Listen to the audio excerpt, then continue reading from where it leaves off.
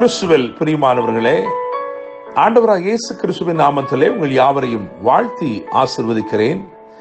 இந்த நாளுக்கென்று தேவன் நமக்கு அருளி இருக்கும் ஜீவ வார்த்தை லூக்கா எழுதின சுவிசேஷம் 1ஆம் அதிகாரம் 79வது வசனத்தில் இருக்கிறது.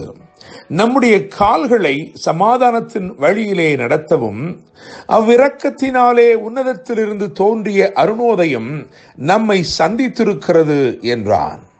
என கேட்கிற தேவனுடைய பிள்ளைகளே, இந்த வாக்குத்தத்த வசனம் ஆண்டவராகிய இயேசு கிறிஸ்துவை குறித்து ஆசாரியனாகிய சகரியா கூறும் தீர்க்க தரிசன சான்று. என கேட்கும் தேவனுடைய பிள்ளைகளே, அவிசுவாசத்தினாலே ஊமையனாய் போன இந்த சகரியா ஒரு எழுத்து பலகையை கேட்டு வாங்கி தேவனுடைய சித்தத்தை தைரியமாய் விசுவாசத்தோடு எழுதினான். அவன் எழுதின மாத்திரத்தில் அவன் நாவின் கட்டுகள் அவிழ்ந்தது, அவன் வாய் துறக்கப்பட்டது, அவன் தேவனை ஸ்தோத்தரித்து பேசத் தொடங்கினான் என்று எழுதியிருக்கிறது. அவன் தேவனை ஸ்தோத்தரித்து பேசி அவன் கூறின வாக்குத்தத்த வசனங்கள் அல்லது அவன் உரைத்த தீர்க்க தரிசன காரியங்கள் தான் அந்த அதிகாரத்தின் அதற்கு பிந்தின வசனங்களில் எல்லாம் எழுதப்பட்டிருக்கிறது. என கேட்கிற தேவனுடைய பிள்ளைகளே, அவன் தேவனை ஸ்தோத்தரித்து பேசினான் என்று எழுதியிருக்கிறது.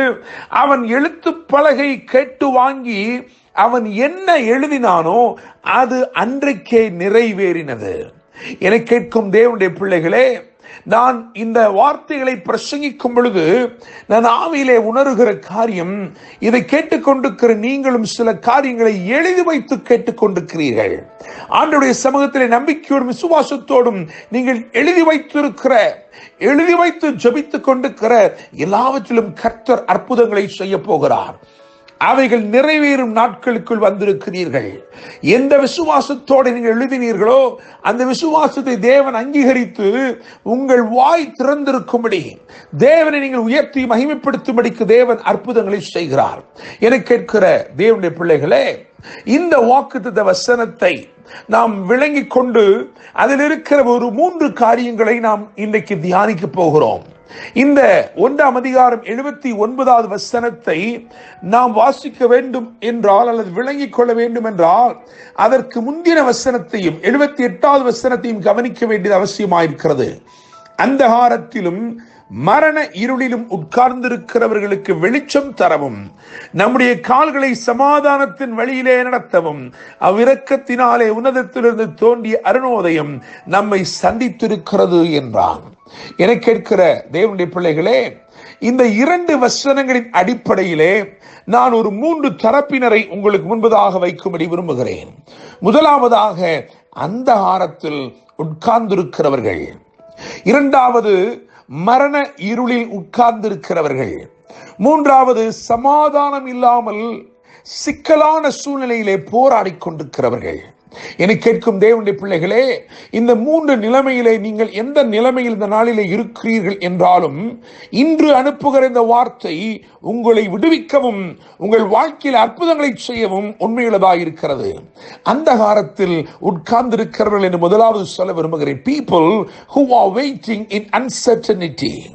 என கேட்கும் தேவனுடைய பிள்ளைகளே, இருள் என்பது ஒரு நிச்சயமில்லாத ஒன்றாக இருக்கிறது.